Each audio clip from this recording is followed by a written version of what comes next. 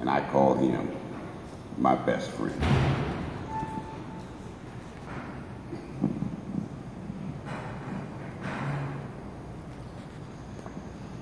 I'm going to take a time and just to go through this nice and slow. I have 2 sisters. I have 3 brothers. But in addition to Dan being my best friend, he was also like my brother.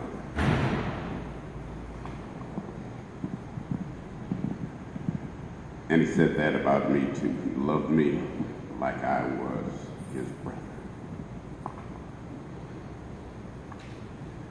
I'd like to just take a step back for a moment. I'd like to do something that we should have done.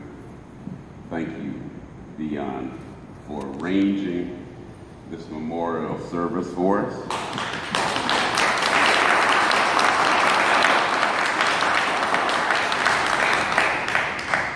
For me, it's a chance to honor, and for you too, I'm sure. It's a chance to honor Dan and to also bring attention to who he is and who he was in our lives. One of the things that I thought about when Dion said that she was going to do this, I said, you know, this is special. This is kind of like Exodus 20:12. And what? Honor thy mother and thy father, for the land that you live in will be yours for the rest of your life. And that's what Dion has done. She's done a great job of honoring mother and father, and in this instance, father. So again, thank you. Thank you very much. On September 6th, which, by the way, is my mother's birthday, at 4:07, I decided to go, 4647, I decided to go down to the post office, down to the post box and pick up some mail. And 4:08, 4:09, thereabout, 4:08 I think it was, I got a call from Rita. But she was on Dan's phone. And I thought it was Dan that was calling me, and so I saw it as I got back to my workspace, and I said, why is Dan calling me? I just talked with him yesterday. Then I got a text from Akbar saying that Dan had passed.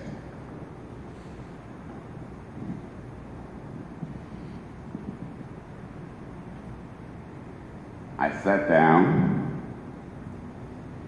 and it felt as though something had grabbed my heart, squeezed it, kicked my legs out from under me.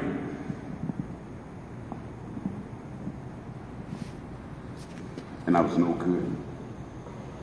And I said, this is not the way it was supposed to happen, but it did. After I got back to who I was, kinda, I said, I need to make sure that this is right. I called Akbar. I called Rita, and they confirmed that Dan had passed. And then I said, I need to buckle up my big boy pants and go out and let all the other fellas know that Dan is no longer with us. So I called everybody that I could think of to let them know that Dan had passed. And you know, I called Gwen, and I just called everybody. Anyone that I could call, confirmed with you that he had passed. Called Bernice, called all of our golfing buddies, and they had known. And they were very, very gracious to us, with me. They had all sorts of ideas as to what he had done, what we could do, and that sort of thing. By the way, one of the things that we're planning to do next year, around the 26th, 27th, which is Dan's birthday, is have a memorial golf tournament in Denver. So that's something that that we at Dean and I had talked about, as well as some of the fellows that we played golf with. When I called Carlos and let him know that Dan had passed, I thought he had already known, and he did not. And we talked for just a moment before I shared that with him, and I could hear the tears in his voice.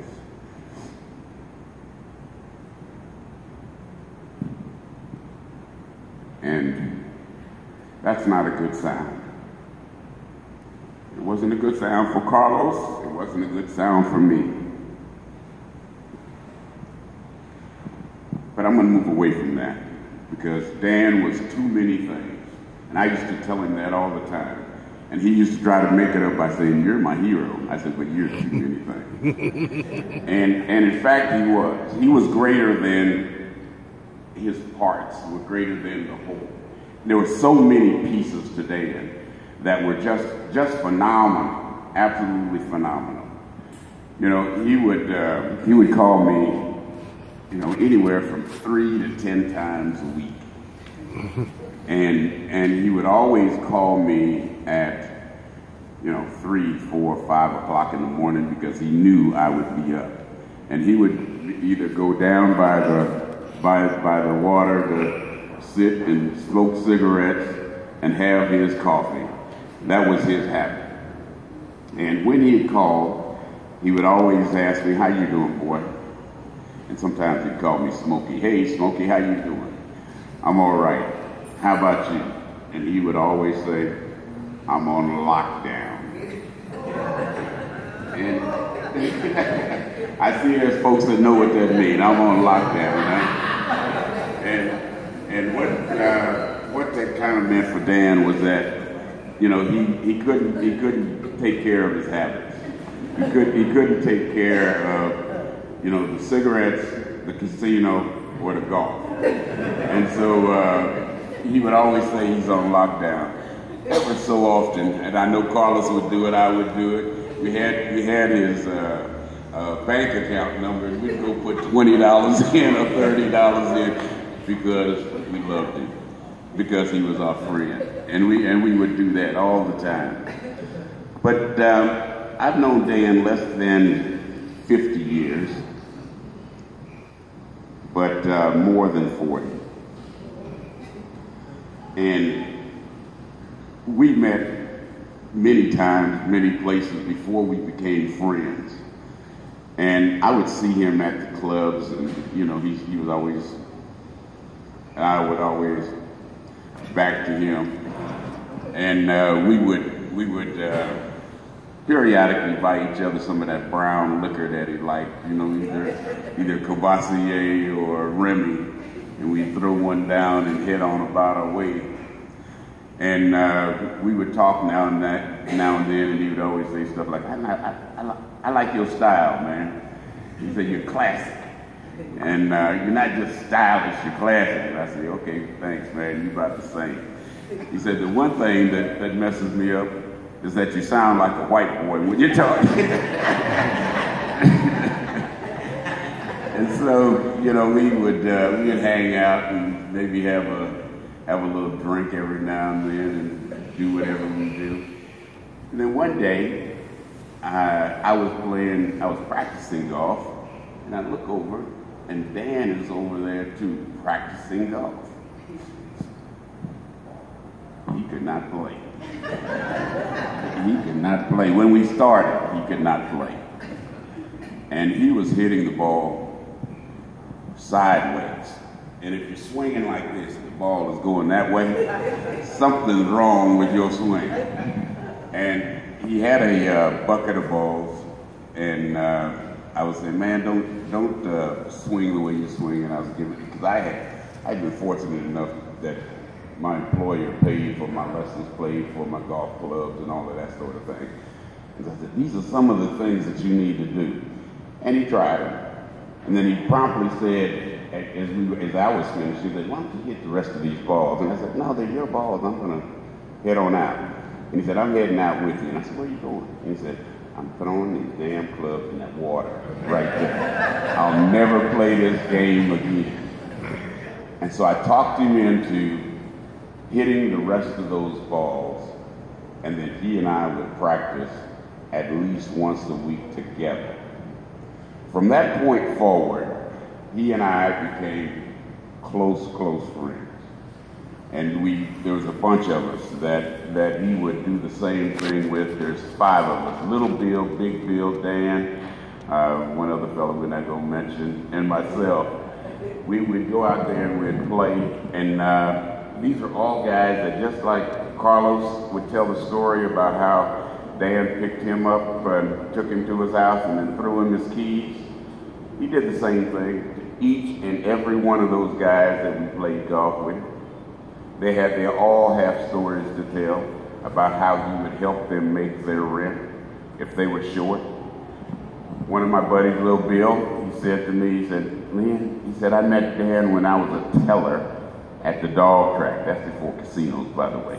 And he ran the dogs. And he said, you know, I sold him, he had a winning ticket, and he brought it to me, and I gave him $175 too much. And he said, a little bit later, he saw Dan standing outside, didn't know who he was, standing outside of his window, didn't know who he was, and he walked up to him and he said, little Negro, you better take this money and put it in your drawer, because you are going to be $175 short at the end of the day. And he said, he looked at him like, how do you know that? And he said, you gave it to me, and it wasn't mine. He said, you take it, put it in your drawer, and then you'll know what's up. And he said he waited for him around the dog track for about 2 or 3 weeks, finally saw him, and then they hooked up and started playing golf together as well. But there's so many stories like that about Dan and the kinds of things that he would do, his heart and all of that. Pastor was just talking about knowing God. And, you know, Dan and I would talk about so many subjects, because as I mentioned, we'd talk, he'd call me every, 2, 3, 4 days, and we'd talk from maybe 4 o'clock in the morning to 5 o'clock in the morning, sometimes only a minute. And we talk about many subjects. We'd talk about ladies. We would talk about the sporting life. We'd talk about sports. We'd talk about everything. We'd talk about religion. We'd talk about the spirituality of life. And many of you are saying, you're not talking about Dan. I said, yes, I am. He was talking about Dan because he did enjoy every aspect of life, and he did, in fact, understand what spiritual feelings and approaches are all about. He said to me,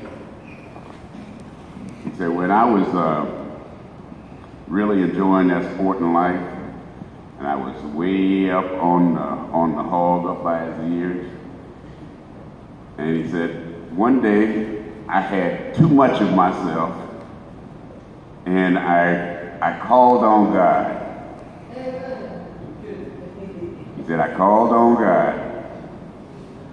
And then he said, when I called on him, I asked him, I said, God, can we have a man-to-man talk? And he said, as soon as that came out of his mouth, he knew he had said the wrong thing. He said, there's no way in the world that God is going to